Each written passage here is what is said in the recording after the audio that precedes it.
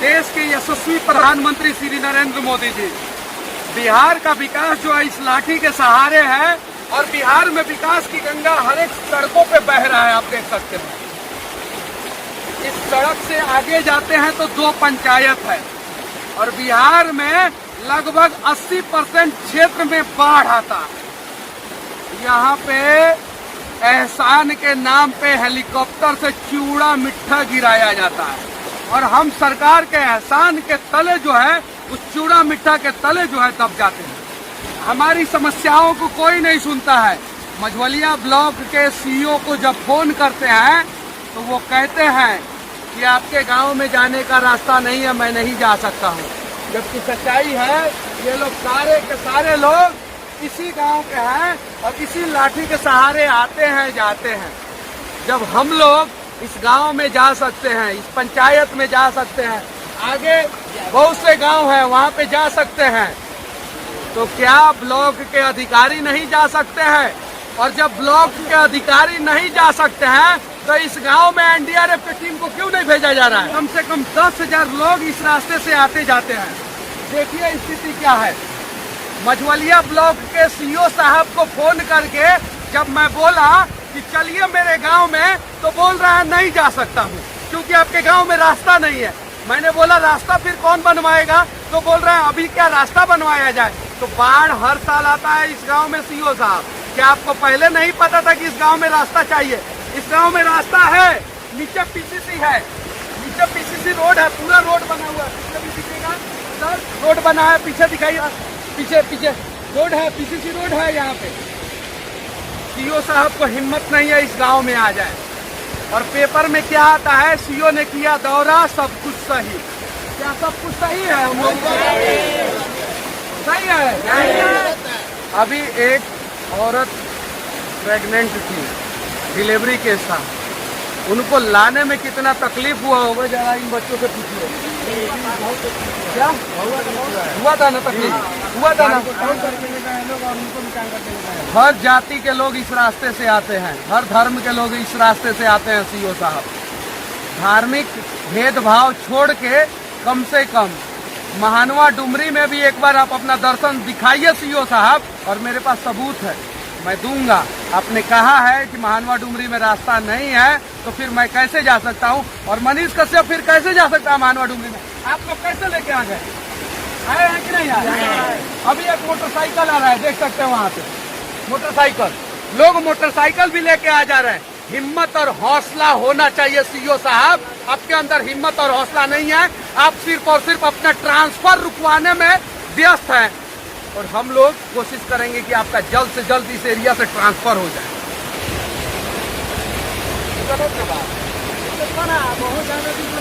क्या नाम है आपका? राजेश है।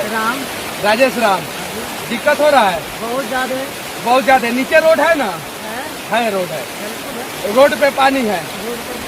देखिए सीईओ साहब, इसके आगे 2 पंचायत है, रामपुरवा महानवा पंचायत और डुमरी पंचायत। इस पंचायत में 10,000 से ज्यादा लोग रहते हैं और 10,000 लोग जो है हर साल बाढ़ में कट जाते हैं। आपको पता था जब यहाँ पे बाढ़ आता है तो रोड का लेवल थोड़ा सा ऊंचा क्यों नहीं बनवाया आप लोगों ने? और फिर पैसा खाओगे, फिर ये रोड टूटेगा, फिर पैसा खाएंगे। अभी तो बहुत ज्यादा खतरा है यहाँ पे। बहुत खतरा है ना? बहुत ज्यादा खतरा है। चलिए ठीक है, आप लग रहा है दूसरे गांव के हैं। हम तो बहुत दूर का है भैया, अभी लेकिन रहते हैं यहाँ पर 1 साल हो गया।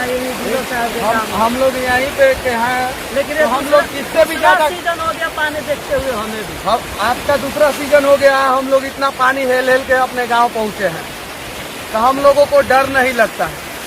मान लीजिए हम लोग तो तैर सकते हैं, हम लोग तो निकल सकते हैं, हम लोग तो चल सकते हैं, लेकिन जो औरत, जो बीमार लोग हैं, उनका क्या होगा? सीईओ साहब, मझवलिया के सीईओ साहब कहते हैं महानवा डुमरी में रास्ता ही नहीं है। रास्ता है, आपको आने का हिम्मत और हौसला नहीं है।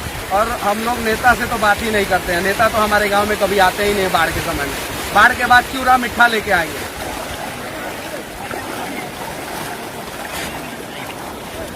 ये जो ट्रैक्टर फंसा हुआ है और इसका सामान जो है उतारा जा रहा है, ये सरकार के बाप का नहीं है, ये हमारे गांव के एक दुकान का है रोड खराब हो चुका है, इसलिए सामान बह रहा था, आप देख सकते हैं। और इस गांव में सच कहूं तो बाढ़ के समय में ना डीएम आते हैं, ना एसडीएम आते हैं, ना बीडीओ आते हैं, ना सीईओ आते हैं, और नेता तो कोई आता ही नहीं है हमारे गांव में आज तक।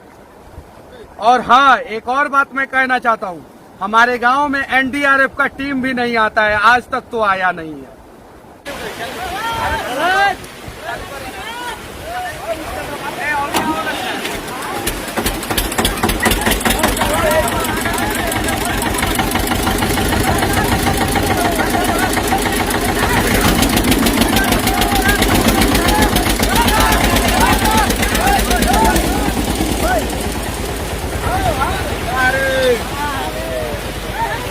नीतीश कुमार जी, बिहार में बहार है क्योंकि आपकी सरकार है। यहाँ पे चूहा जो है लाखों लीटर दारू पी जाता है, चूहा के वजह से जो है पुल ध्वस्त हो जाता है। एक पुल गोपालगंज में ध्वस्त हुआ था, सारी मीडिया ने दिखाया था, ये भी पुल ध्वस्त हुआ है, इसे कोई मीडिया नहीं दिखा रहा है। क्यों? क्योंकि इस पुल से न किसी मीडिया वाले को टीआरपी मिलेगा और न किसी राजनीतिक पार्टी वाले को वोट मिलेगा। एक पुल जो है वो 100 साल में भी ध्वस्त नहीं होना चाहिए। अंग्रेजों का बनाया हुआ पुल जो है अभी भी सब सही सलामत है, और सारा बाढ़ और प्राकृतिक हादसा भूकंप झेल चुका है। लेकिन नीतीश कुमार जी, आपके रीजन में जितना पुल बना है वो शायद आप इस बार मुख्यमंत्री हटोगे और सारा पुल टें बोल देगा। सच्चाई है। यहाँ पे देखिए, ये गांव में आने वाला मुख्य मार्ग है, मैं दिखाना चाहता हूँ आपको। देखिए, ये पूरा पुल ध्वस्त हो चुका है, और पुल का कंडीशन से दिख रहा होगा, यहाँ पे जो ईंट का इस्तेमाल हुआ है उससे दिख रहा होगा कि पुल ज्यादा पुराना नहीं हुआ है, दिख रहा है। अब इस गांव के लोग किस रास्ते से आए नीतीश कुमार जी, और हम सवाल किससे करें? जब हम सवाल करते हैं तो आपके एक मंत्री हैं नंद किशोर यादव, कहते हैं कि मेन पुल थोड़ी गिरा है, तो वो भी कहेंगे मेन पुल थोड़ी गिरा है, मेन रोड तो उधर है। लेकिन इस गांव में आने वाला रास्ता यही है, और ये रास्ता का पुल ध्वस्त हो चुका है, आप देख सकते हैं। इसके साइड में जो मेंटेनेंस होना चाहिए था वो मेंटेनेंस नहीं हुआ। आप लोगों को समस्या हो रहा है कि नहीं? इस पुल की वजह से हो रहा है। क्या नाम है चाचा जी? आप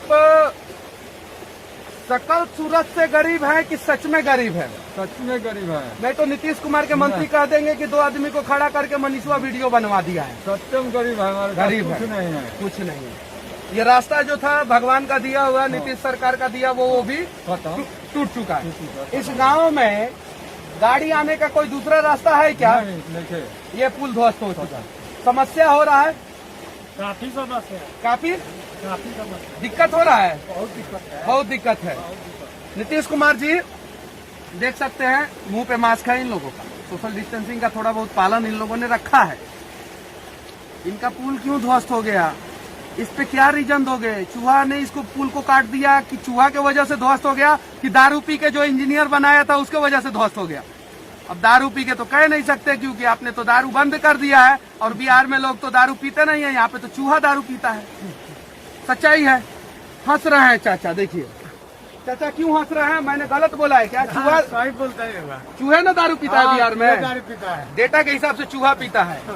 देखिए, ये पुल जो है हर साइड से ध्वस्त हुआ है, इधर भी ध्वस्त हुआ है, देख सकते हैं इस साइड भी। अब कब गिर जाएगा कोई गारंटी नहीं है। यहाँ पे जितने लोग हैं वो अपनी जान की बाजी लगा के पुल पे खड़े हैं। क्या पता पुल गिर जाए, इस पुल के नीचे दब जाए और बह जाए, कोई गारंटी नहीं है। लेकिन सच्चाई है, लोगों को समस्या है, इसलिए लोग जो है अपने घरों से बारिश के मौसम में निकले हुए हैं, पुल पे खड़े हैं, जान जोखिम में डाल के। 56 इंच का सीना पता नहीं किसका है, मुझे नहीं पता है, लेकिन गाँव के सभी लोगों का 56 इंच का सीना है, तभी ये इतना रिस्क उठा के पुल के लिए आवाज उठा रहे हैं। मैं 56 इंच के सीना वाले जितना भी नेता हैं, सभी से निवेदन करना चाहता हूँ। इस गांव के लोग परेशान हैं, इस गांव के लोगों को समस्या हो रहा है, इस समस्या का जल्द से जल्द अस्थायी समाधान ढूंढा जाए, और इस गांव के लोगों के घरों में पानी घुस चुका है, समस्या हो रहा है लोगों को, लोगों के समस्या का समाधान होना चाहिए, बस इतना ही कहना चाहता हूँ। और ये सड़क का जो है जल्द से जल्द अस्थायी समाधान होना चाहिए। जय हिंद, वंदे मातरम।